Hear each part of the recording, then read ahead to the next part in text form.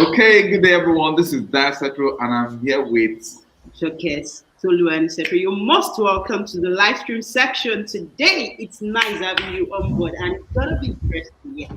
and let me tell you we have full house today and I want each of them to introduce themselves in 50 seconds because anyone that steps beyond timing today, they have this bell. Once you hear my bell ring, you just know that it's time for you to wrap up.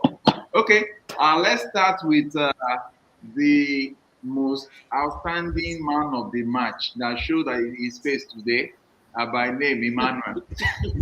That's a good one. I love that. Okay, good evening. Good evening, everyone. My name is Emmanuel. I currently work with Deep Talent as an SDR. I am really excited to be here. It's been an honor, it's been a pleasure, and I hope this is an engaging and fruitful conversation. Okay, Definitely. nice one. I think I can see that. Oh, you can mute. I can, okay, I can see that a lot of us are already live watching us live. Apology for that former stream that was cut off. Please, if you are seeing this live stream, kindly give us thumbs up and drop one or two comments there as you follow us. We appreciate you. Okay, with that being said, we have. Oh, I thought we have Ibrahim here. Maybe we lost him. Okay, we'll just go over to Josh. Please, can we meet you, Josh? Yeah, my name is Josh Onifade. I run Deep Talent platform. Thank you. Wow, wow, wow. Let's use Ah, it. This is the best shortest introduction.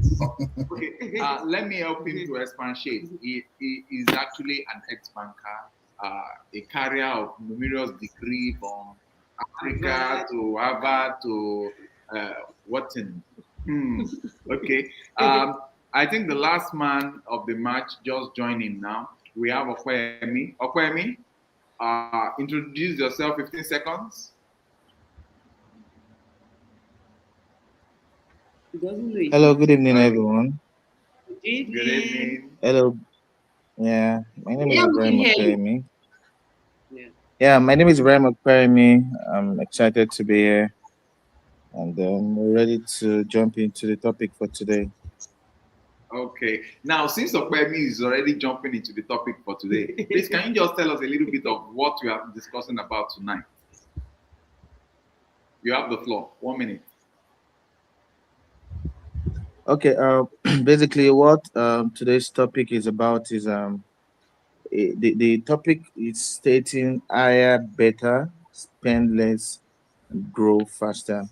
So basically, it's just giving a signal that do you know you can hire real talents, you can hire one of talents, and you can even spend less doing this. That way, when you have one of talents in your organization, of course, there will be productivity, and that's exactly what this is all about. Thank you so very much. So, largely, we are going to be discussing one of the critical decisions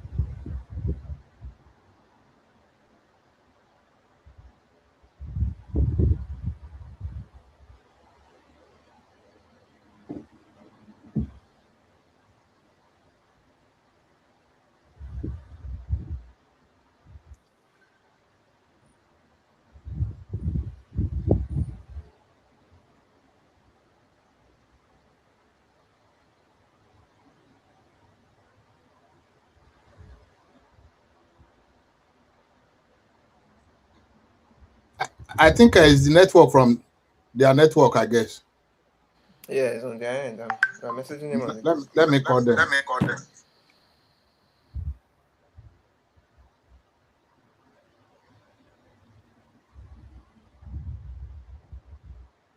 Okay, basically, okay, since we have disconnection from the host, we can still continue. So basically, what this topic is all about is about how you could experience uh, um, affordable rates alongside with one-of-one talent and get maximum productivity out of it. So basically, we'll start the conversation now with some um, engagement or some conversations.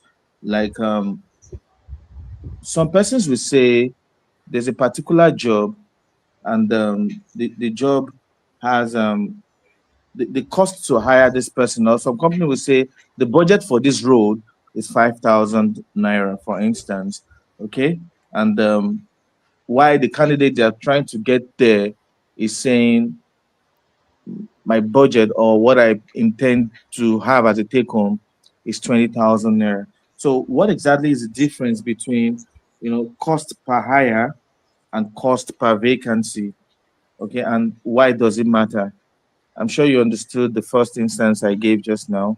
So is there any particular difference that you think that exists between the cost per hire and cost per vacancy? Please, anybody can pick that up, please. Okay. Maybe we just give a bit of background before we really dive in. Um, you know, when you look at businesses, so to say, you'll be wondering why some businesses are thriving, right? Why some are struggling.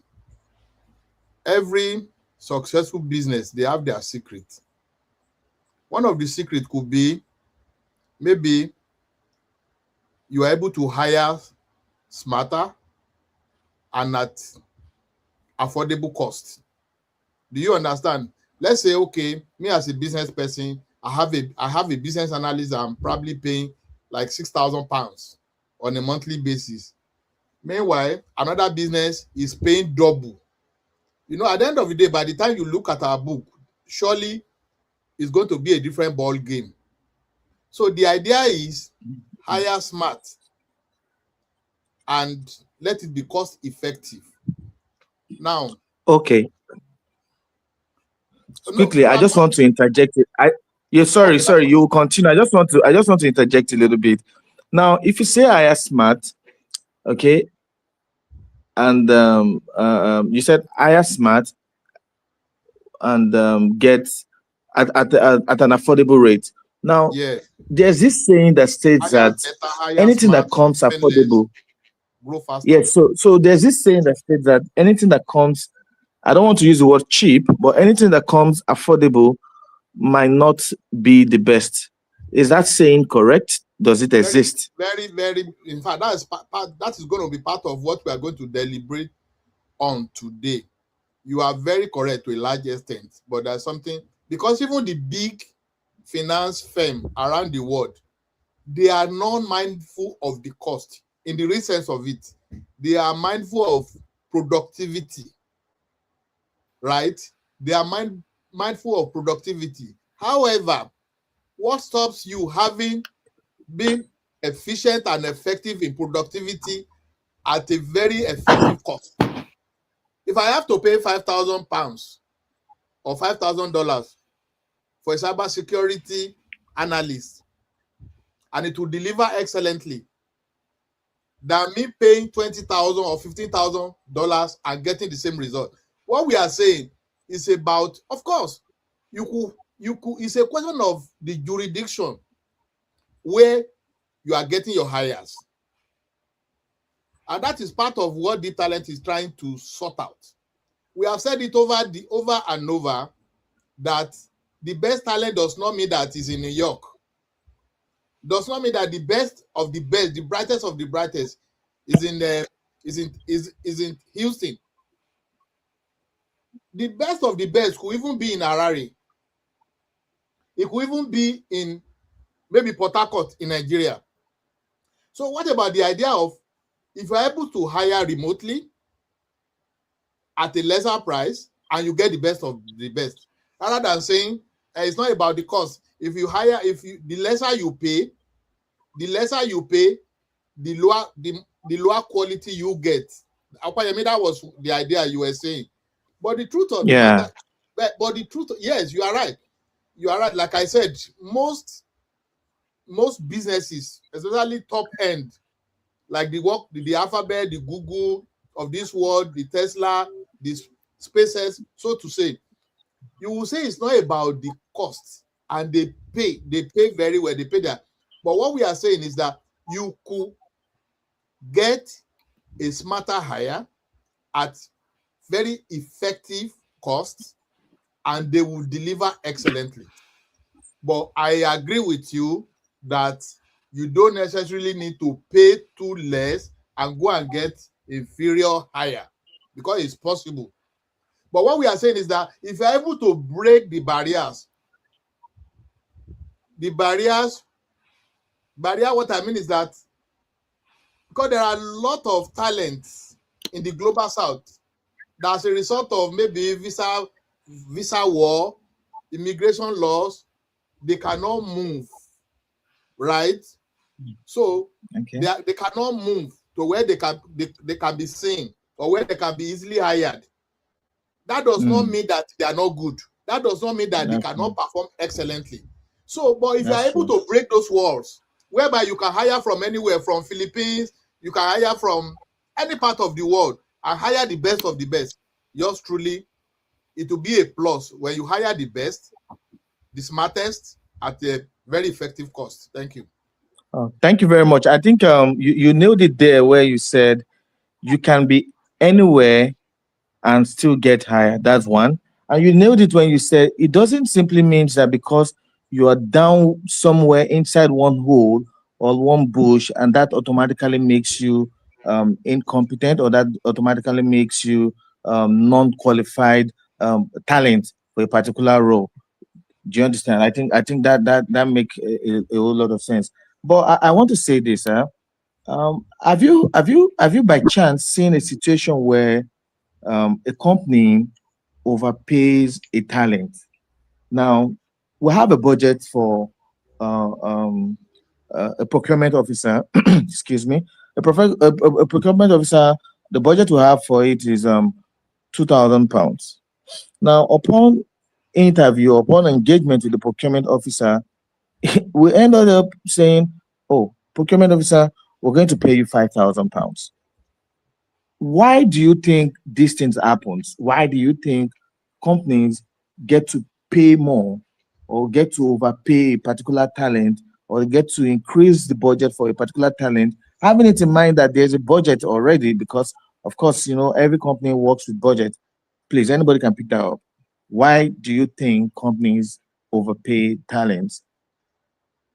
Okay, maybe Emmanuel, if you have opinion, so that I don't, but I think it's too early. I think I can still come in.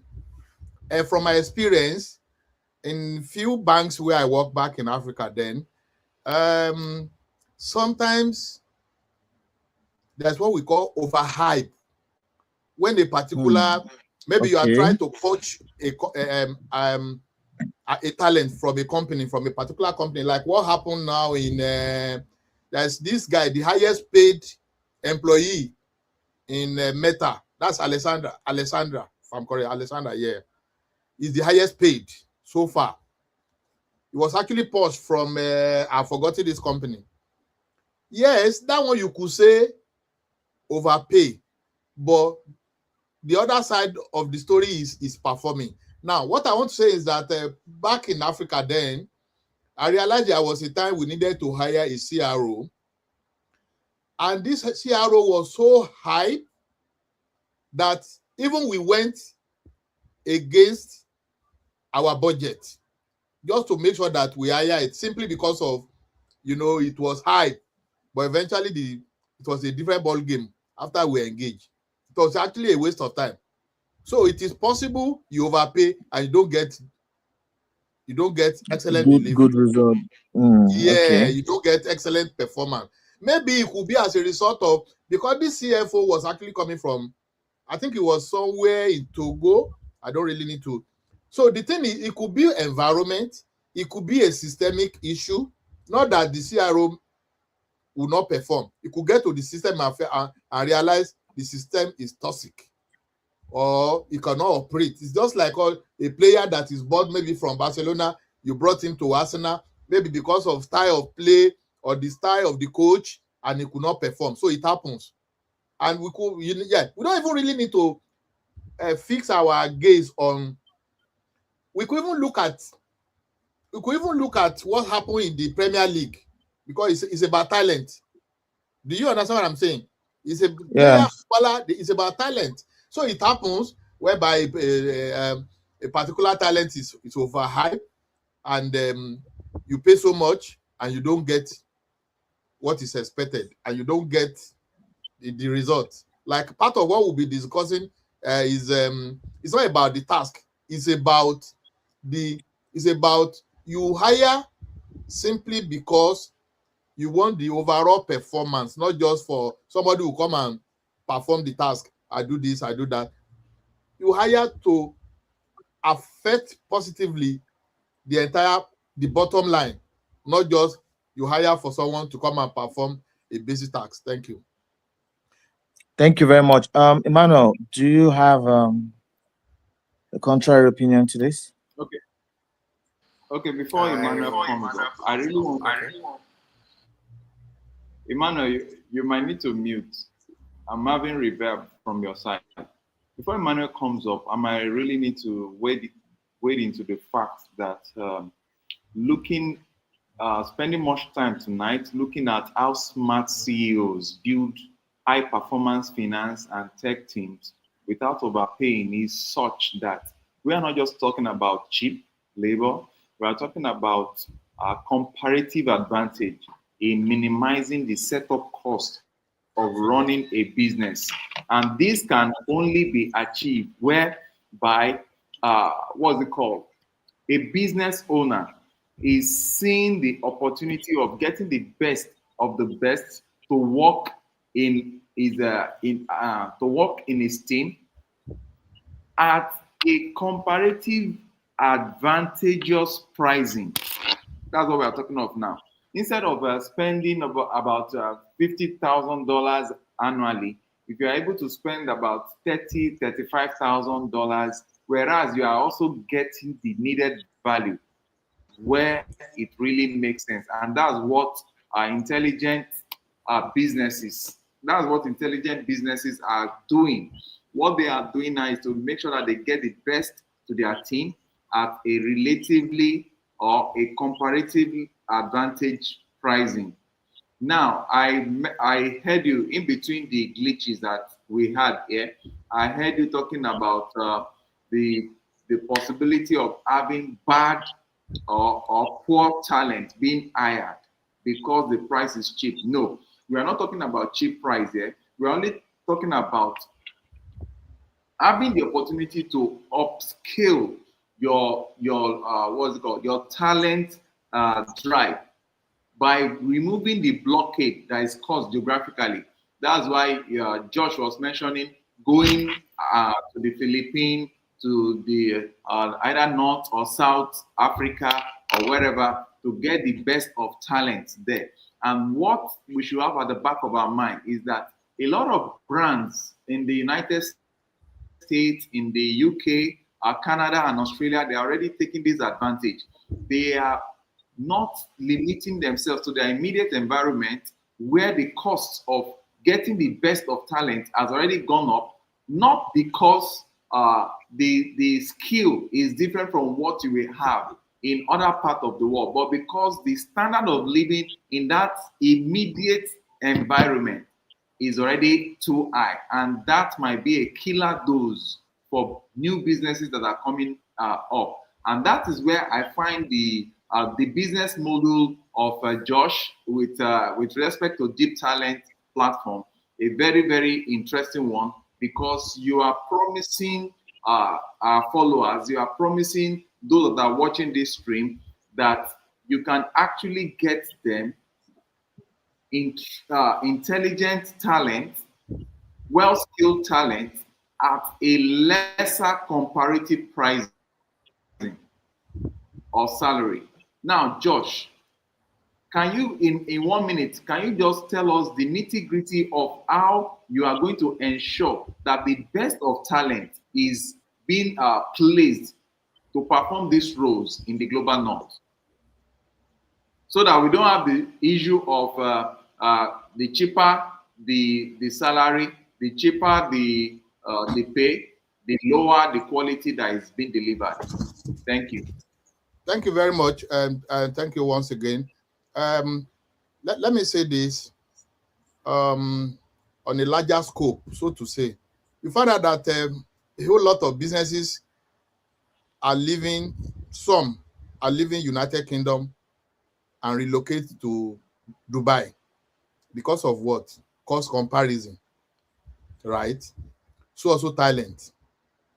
Now, in Dubai, you find out that like in the UK here, the task is as high as 40%, 42%, depending on your KIDA, right? Maybe from 55, 60,000, 65,000 and above.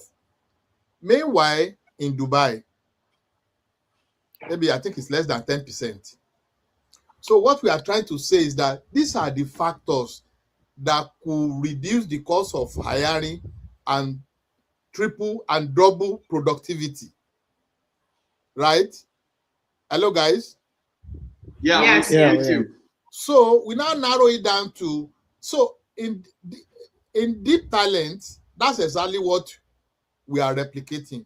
We are telling you that we will hire the best of the best for you. Like I said earlier on, that because New York is the capital city of the world, so to say, does not mean that the best of talent reside there, right? So, yeah, I'm narrowing it down to what he said about how are we going about it in deep talent. Yeah, it's simply because we identify. It's simply because it's simply because talent in the global south, the cost of living is reduced, right? Cost of living is reduced. What it will cost for you to acquire a talent in the city of Lagos, it will be far different from in the city of Manchester in the United Kingdom. Simply because of part of it is cost of living is reduced, right? Because those are the factors. And looking at it in this direction, in deep talent is we don't just place talent. We look at your needs, and we also look at what we have in our pipelines. And don't forget that we have 1% of 3%. These are professionals that are well vetted, and they're highly credentialed, and they're also very experienced, right? But because of locational advantage, let me put it that way, we will not say disadvantage. So that is why you could pay less, but that does not mean that they are cheap. That does not mean they are cheap, because they have history of performance from their previous organizations, right? So that's the idea. Thank you. Okay. Thank you so very much. Now, the next question is, how should culture fit be reinterpreted for modern hiring? okay, But, I think I'll go. Okay, I think I'll go with that. So when we're talking about culture fit, we're not just talking about the cultural contribution in terms of this talent fits into our culture, blends into our culture, but we're actually talking about what does this talent brings on board. This new hire, what in terms of our culture, is not just that the talent feels familiar with our culture. Is the talent going to bring any additional thing that will stretch our main culture, that will complement and also what expatiate and enlarge our main culture, that it actually achieves more in the long run, not just in the short run. So whereby we have talents that just fit into the culture, like they just come, and when you say, this is our culture, they just say, they try to blend with it. Okay, it's honesty, is this, is that. They don't complement, they don't bring in their own ideas, they don't bring in things that will help us grow better in the long run. That means we are still hiring for cultural fit in the traditional way. But if you want to actually hire for cultural fit in the modern way, you have to think of the adaptability, the talent complementing the organizational culture that is existing, and being able to stretch it in the long run such that more values will be brought in by such talent. And it's not just that it's a nodding talent that is not bringing anything onto the organization in the long run. Okay, following up on that, your answer with respect to culture. Have you heard of the word, has any of us heard of the word culture war? Based on experience in HR, there is always an issue, if not properly maintained, culture war in workplace. And as such, I would like to ask, have you ever envisaged the possibility of having a cultural misfit from the global south to the global north? Is anyone going for this question? Can I have someone to answer this? To go for it. Okay.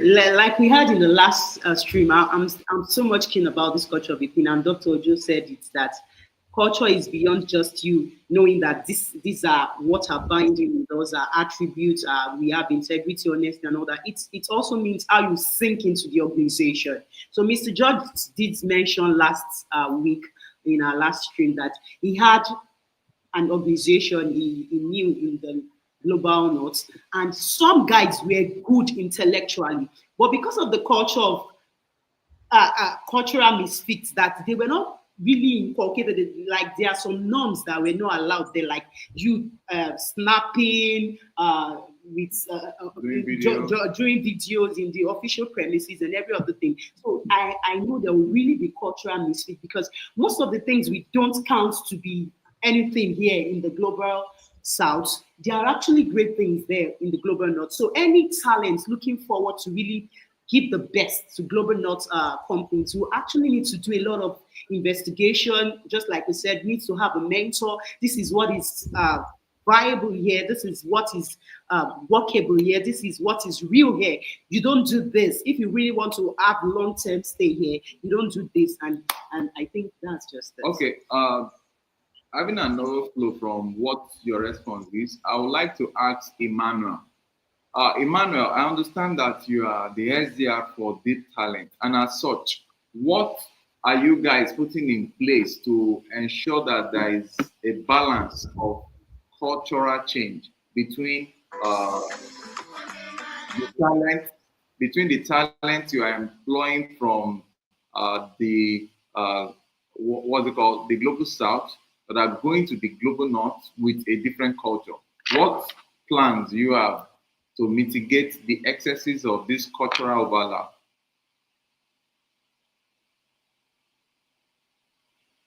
Is Emmanuel there? You are not. You can unmute, please. Emmanuel, please unmute. Please unmute. Okay.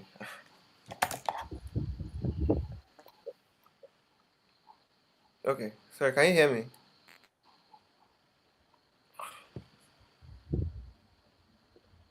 Can you hear me? We can hear you. Yes. Yes. Okay, sorry. Can you just go the question? My network keeps glitching me, so it keeps breaking and continuing.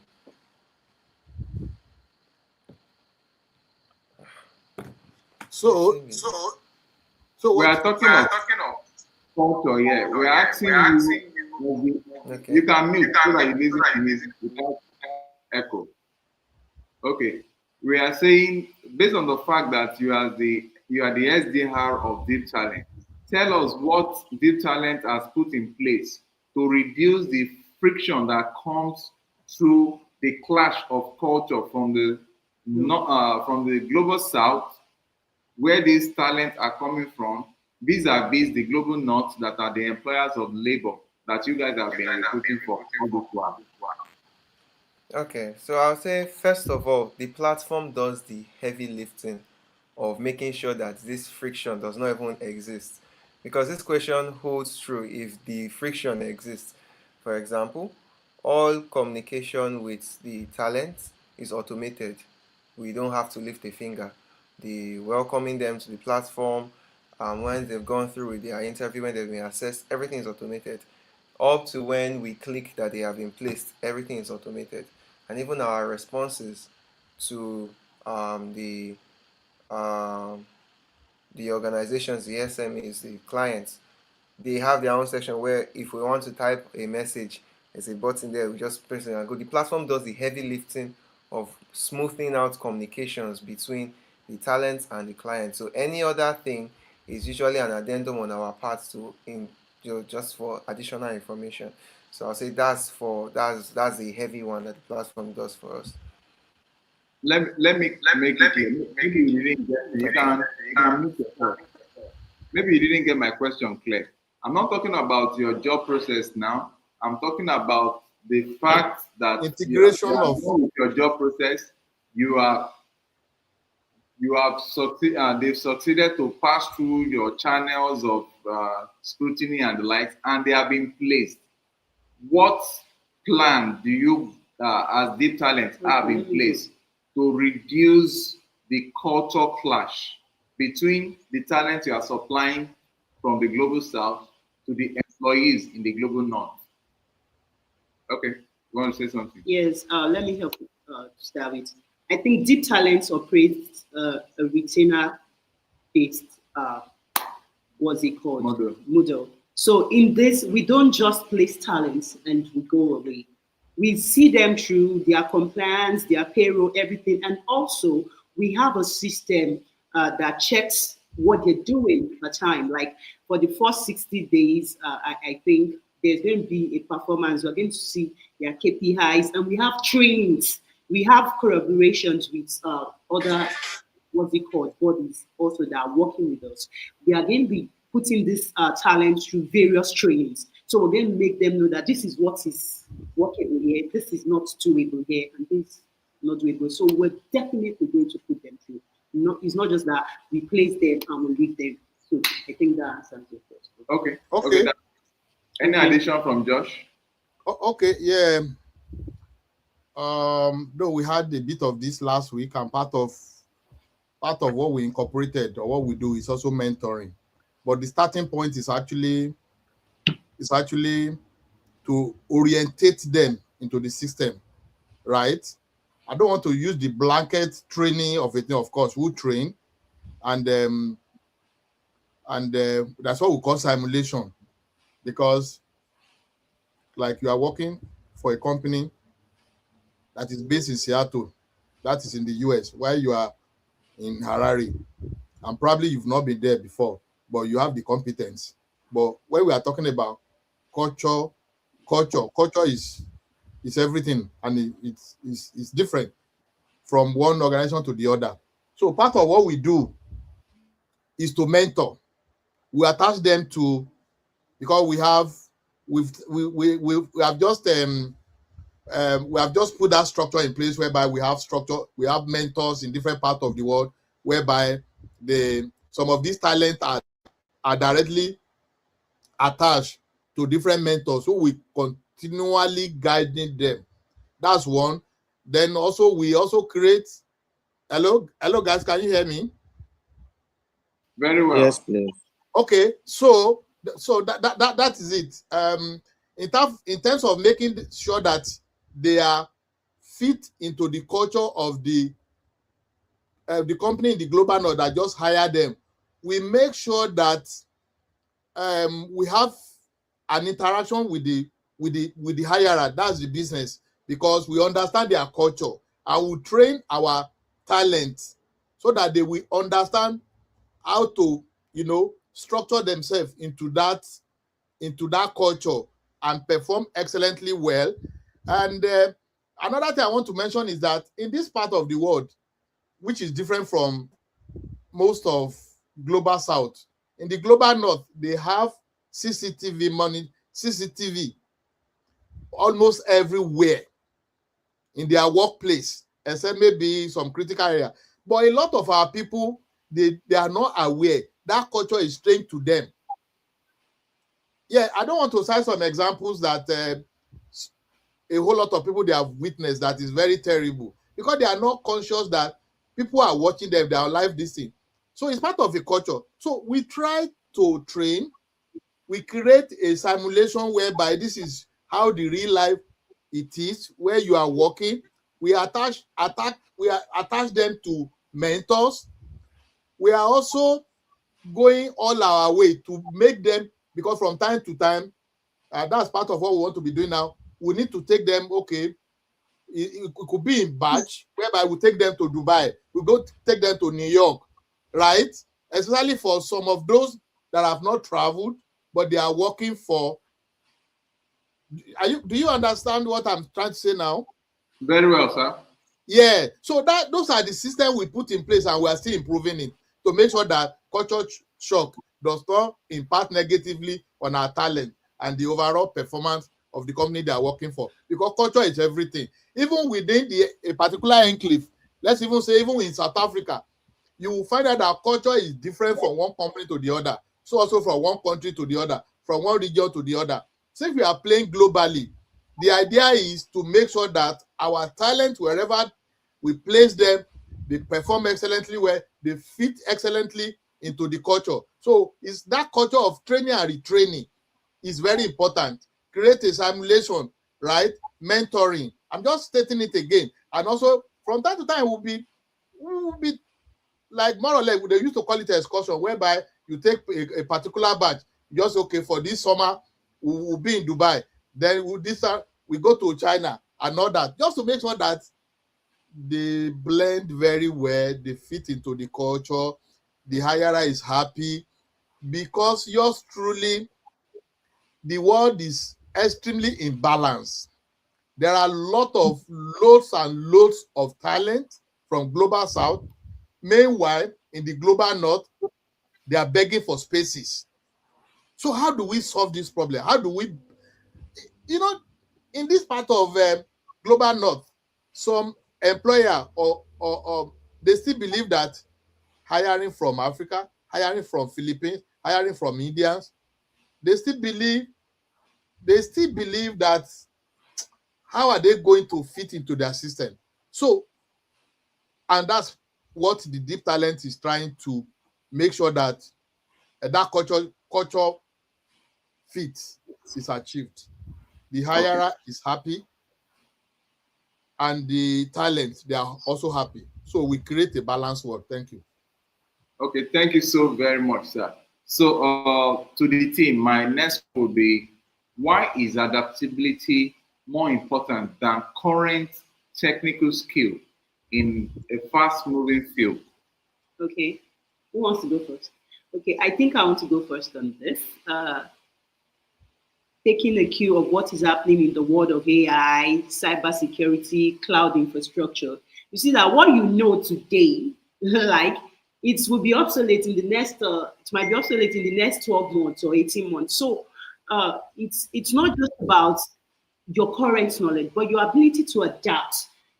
When you have a talent that could learn different frameworks, that could learn different skills within just a frame of, let's say, 18 months, that's more better than somebody that will just stick to, I've known this skill, I have this skill. So I think if you really want to hire smart, you should think of adaptability. Is this person able to adapt to what is really going to happen in the next few months? It's not just that, I'm a tech person, I'm a tech guru. Your tech guru-ness might just be obsolete in the next 10 months. And I think that's what I have to say. Anyone can just. Okay, Opeyemi, how is deep talent measuring adaptability in talent that are being released into the global north? Okay, basically, the better way, or the best way I think is right to measure adaptability is um for instance a talent who submits his or her CV for customer service, and probably after doing the test and all, we could see that this person has the experience to step into the business analyst role, and the adaptability came in because from its conversation, his or her conversation, we could tell that, oh, this person has this knowledge, this person knows what he or she is saying, this person has the experience, or this person is has this wide knowledge in other fields like the business analyst. And also, interestingly, the way the AI is being structured with deep talent is that if you actually did apply for customer service and after your test or your exam, the AI could actually see directly and say, oh, this candidate does fit for customer service and fit for other roles like the business analyst. Now, how did this happen? Because we've actually set up the AI to understand what it means to be able to to be broad. We've actually designed the AI in a way that adaptability is also one of the key features we've actually embedded into the AI. Now, for instance, if a person who lives in let's say who lives in Nigeria and now leaves Nigeria to another country, let's say a cold country, a country that is very cold. Now, would the person say because I live in Nigeria that is not cold or that snow doesn't fall, I will not step my feet outside? No, that is total no. The adaptability in that kind of person will play out there because the person will have to find a way around it, get a warmer, get a jacket and the lights, and move out and start doing his day-to-day activities. So that way, we have been able to make our AI sensible enough to be able to make our talent adaptability enabled. Thank you. Okay. Thank you so very much with that. Now, I move to the next question. The next question will be, when you have the opportunity of meeting with two candidates and one has proven experience while the other has potential, which will you go for? I need answers, short answers from every one of us. Okay. Quickly, let me just jump on this now. Uh, I think in the current day right now, where we find ourselves right now, let me use Nigeria for instance. We will find ourselves in a place where companies right now or hirers now. I'll make it very short. Hirers now immediately they see your CV. Oh, first class, first class, first class. They ignore the fact that you have the experience or not, and it is wrong. Someone with first-hand experience about a particular job is the best fit for the job. I have been to a war before. I've been to Sambisa Forest before. I know what it takes to work or to deal with bandits. Now you're bringing in a new recruit or someone who just graduated from maybe a training school. That person is not. It might be the best student in their class. It might be the best shooter, the best whatever sniper, but it doesn't have the first-hand information or first-hand experience on how things are done back on the field. As such, I say again, an experienced talent gets a better opportunity, should get a better opportunity than what's it called what will I say, a person with a certificate or degree or results as a case may be. Okwemi, you said it all. Considering the hirers in the global north, the norm is that it's not just about your credentials, it's about your hands-on experience. So you said you are a guru in tech. Come there, do this product for us. Yes, let's see what you can do. Let's see what you're made up of. Okay, you're a project manager and you want to do this project. They can just give you a scenario. My online course that I was running, they'll just create the scenarios for you. Every time it's a scenario, you just have to. It's not a scenario like you. It's something you're experiencing it. It's something like, here in Africa we like all these way credentials, this one, doctorate, that. It's good.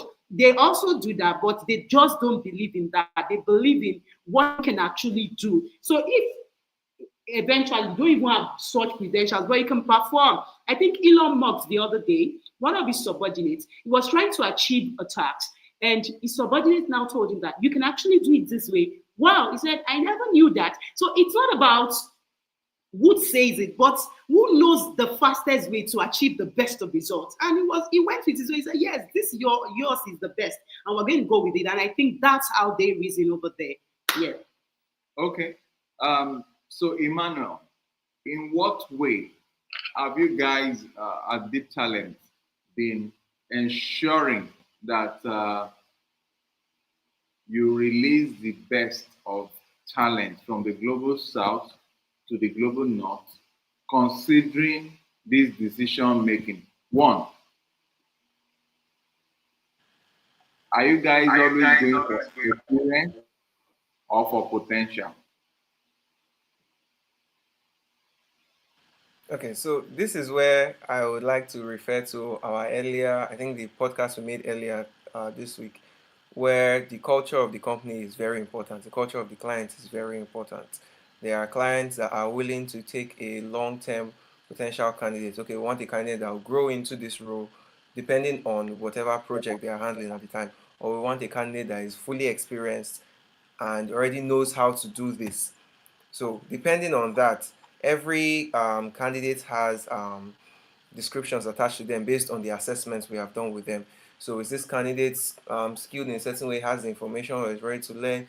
The platform has its way of giving assessments after their interviews to each and every of the candidates, so that when it's time to be placed and we understand the client's needs, that okay, we want somebody that is fully experienced in this role, has first-hand experience, has grounded experience and the knowledge to to operate in this role, then we know, okay, this candidate is the right person for you, this talent is the right person for you. But if it's somebody that, okay, we are running a project, we take a time, we want somebody that will grow into the system, grow into the structure, help us build the system from the ground up. They don't have to have full-on experience, but as long as they have the information and they have the potential to learn and the right mindset, we're fine with that. Then from our assessments, we know, okay, this person is the right person for you.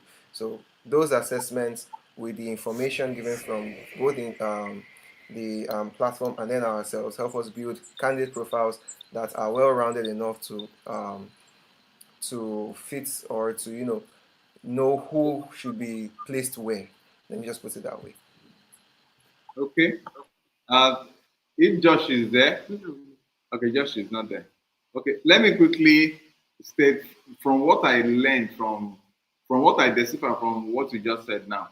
You are saying that some clients might be interested in having those without experience, but they have potential. Is that what you're saying? While some will go for those with experience. Yes, it all depends. It all depends on the culture of the company and their current needs at the time, whatever projects they are handling and all the likes. Okay. But if I will be the one employing, I would have preferred someone with experience, because potential, most of the time, potential cannot easily be be verified until the person gets on to perform the task, and you discover that the potential is never enough. It's always good to have people with experience, and that's one thing that attracted me to you guys at Deep Talent, because you largely have a pool of experienced candidates, otherwise called talent. Okay, now this question is to uh, Akpayemi. What does effective workforce planning actually look like in practice? You can unmute. Okay. An effective workforce. It's simple. Okay, and it boils down to proper planning or proper arrangement.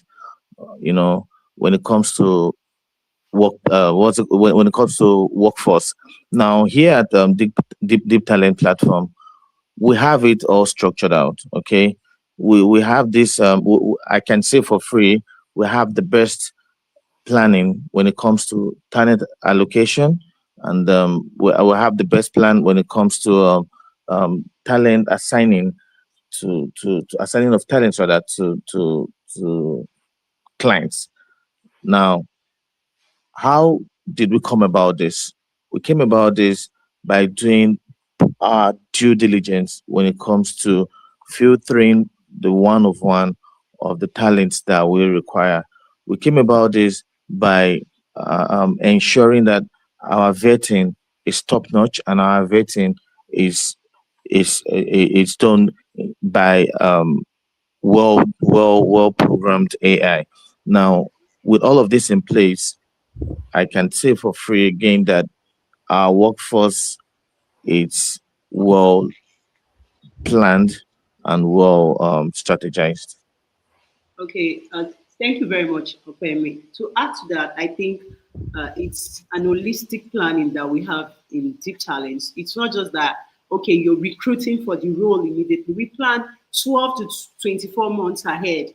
So there's always what is called succession planning. You know, the roles you're recruiting for, compliance, accountants, risk managers, these are roles that they don't play with in the world, not even in the global, not anywhere, because they are very important to the viability and success of your business. So in this, we tend to make sure that we have succession planning on ground for all that we do at Deep Talent. That means, okay.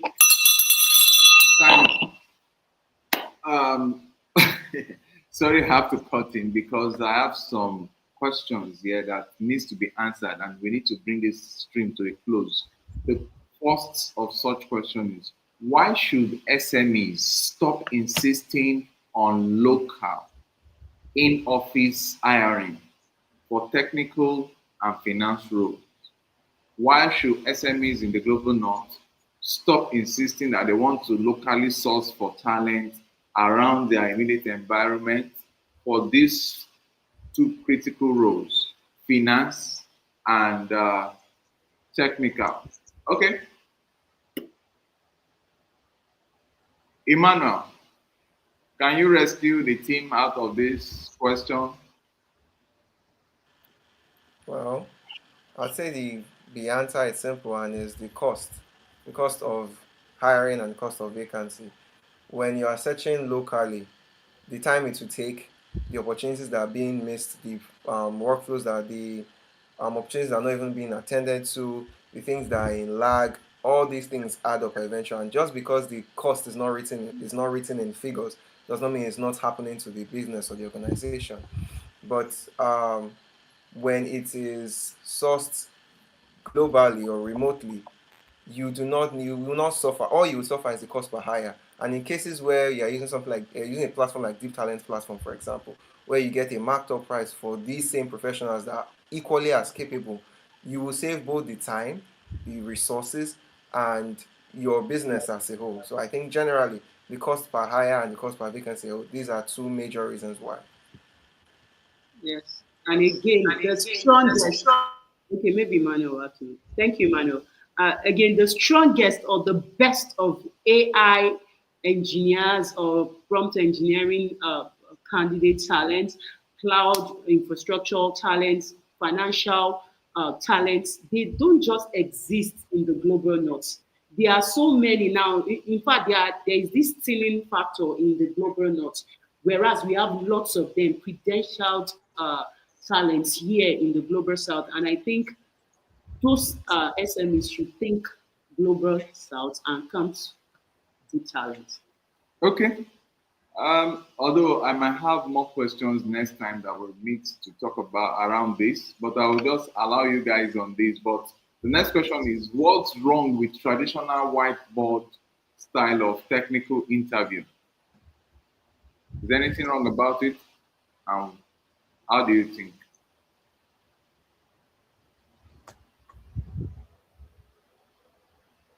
Ibrahim, I think this question will be better answered by you. Hello, Ibrahim. Hello, Ibrahim. You can unmute. Okay, if I he's not don't. again. Oh, I don't think he's Josh, you're not available. there. Okay. Over to you, Josh. Okay, yeah. Okay, I I think think I think a whole lot of things are changing. And what works last year doesn't work this year, or what works yesterday does not work today because of the ever-changing work or work environment. And that's the truth. Um, Before, what will take you a week to work on and get it ready in today's of artificial intelligence, what will take a week before will probably take 30 minutes now for you to get it done. So and the way the world is moving fast, and it's across the board, right? So that's my response to that. Thank you. okay. Thank you so very much. That's very precise. And if I should say more to this, um, in the what I call it previously, majority of the technical interview is just you come in and they can even present a dead system to you and say, okay, revise this, uh, do perform whatever you are saying that you can perform technically to diagnose the challenges that this system is having for technical reason and the like. But now we live in a world whereby coding and the likes of them are taking over, and the space limit is no longer in existence. So this might be part of the reason why these changes are coming in. Ibrahim, it's like Ibrahim is having some technical challenge. Now, what are the 5 levers CEOs can pull to reduce hiring costs without sacrificing quality? What This question is actually to you that you're already in the global north, Josh. So, as a CEO yourself, what are the 5 levers that you believe that CEOs can pull to reduce the hiring costs without sacrificing the quality of the talent that works on their team? Okay. Okay. Just because of the time, I think it's technology. You leverage on technology, which is also part of artificial intelligence is also part of it, because you can reach wider audience. You can throw your net massively, right? Whereby before now, maybe the cost of placing an advert on a TV will cost more, but just by creating content by influencers, whereby you can reach wider audience that will have you have options, choices. Do you understand what I'm saying? Very Very well, well. very well. Maybe you operate in London and you needed to you needed to hire. You are limited to that environment. And if you say you want to do like an advert, you know what I mean. But today you can widen your reach and acquire a more cost-effective IRR. That is it. You have mentioned in terms of reaching wider audience. I've also mentioned leveraging on technology is also part of artificial intelligence. And another factor that you could consider is okay, there are a lot of working remotely now. That's also made life easier ahead.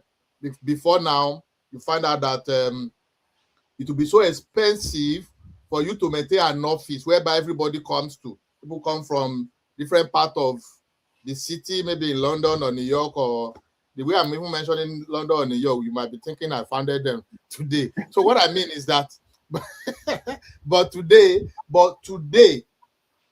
the opportunity of working remotely has made the cost reduce drastically. So, and also a balance of it. You say we work hybrid. You do 2 days on site, 3 days.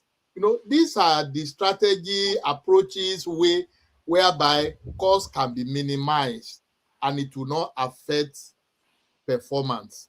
Thank you. Wow. Okay, thank you so very much, every one of us on the platform today. We are so glad having this conversation. And if you are out there, you are an investor, you are a business owner, uh, and you're right there in the global north, this podcast is actually attending to one of the greatest headache you might be having, which is what? The balancing of your account, costs, ensuring that there is no business person that wants costs to be swelling up as if they are looking for Yongi Po war to fight again. Now, if you do not have the mindset of reducing your costs will definitely have the mindset of reducing your profit. So you just have to look for how to ensure that your cost is minimized. And as such, you have deep talent there operating globally to bring the best of talent from the global south to work for you remotely so that you do not even have to worry about a whole lot because a whole lot of costs are attached to physical engagement of staff. You talk of resumption space, you talk of power, you talk of comfort, sitting, a whole lot, data, a whole lot are attached to it, and even security of the you are more exposed to someone reporting to the office every day and is flying a road that is prone to accident and the like. So you are more exposed to some unforeseen, unplanned costs.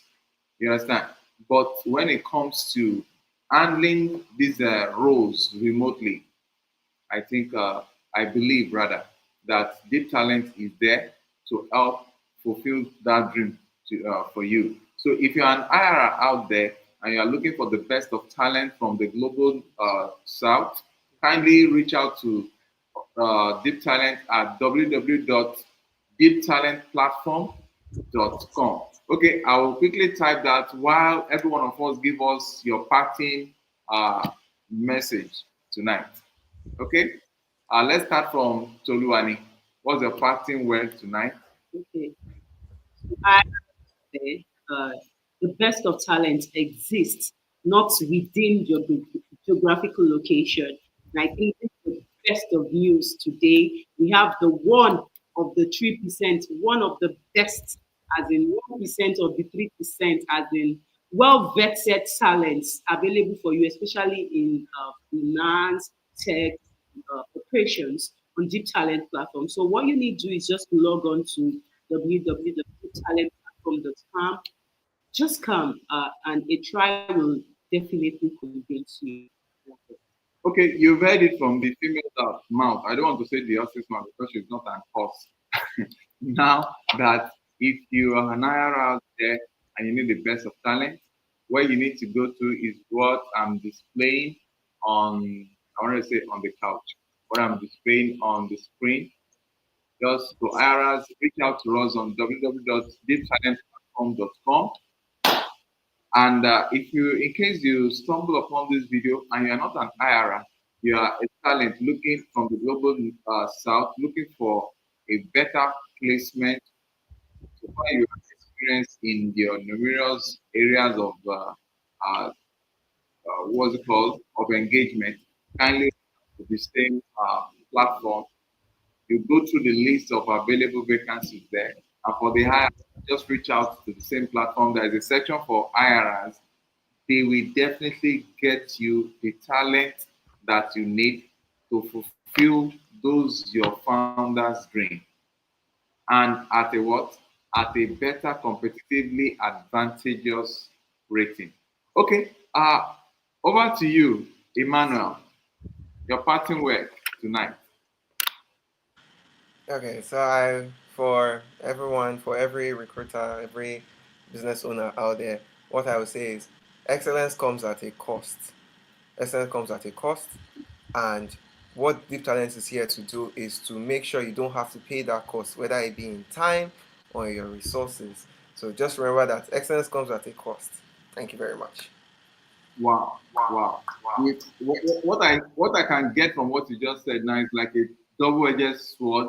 Excellence comes at a cost. That deep talent is going to help them to what? To filter out cheap quality kind of talent and also provide to them the quality talent at a discounted amount, not neglecting the space for what? For quality delivery.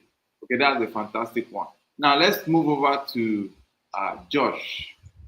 Okay, quickly. Your Okay, quickly. I was listening to a podcast yesterday when Elon Musk was talking in 2013 why he set up a SpaceX, and he said he want to would have move. loved your video to be on, no, sir.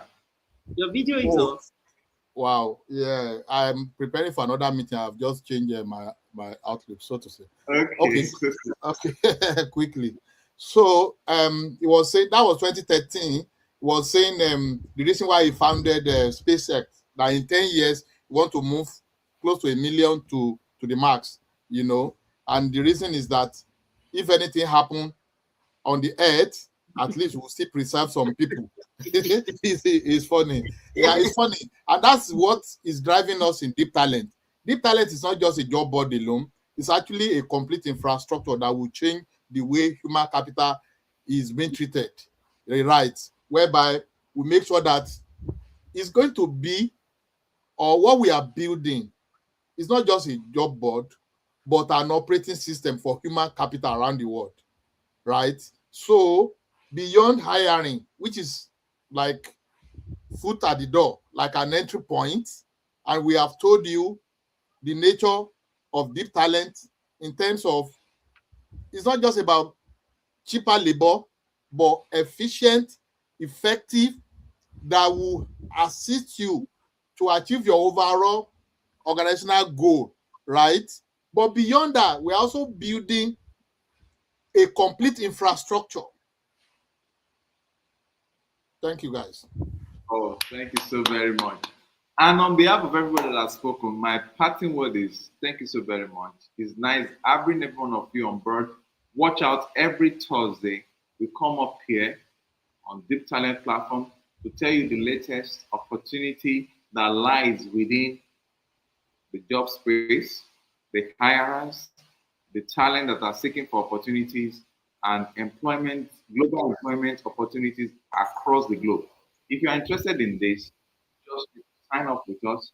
Just go on the platform www.deeptalentplatform.com and you get the best exposure. And on this channel, don't forget to subscribe, give us thumbs up, Yes. like and share our Yes. videos so that you have the opportunity to soar into any transactional. I'm beginning to speak some. I'm beginning to speak very high this time because I need to go and have some sleep. Okay. Thank you so very much. See Yes. every one of us next Love you. Bye-bye. Bye-bye.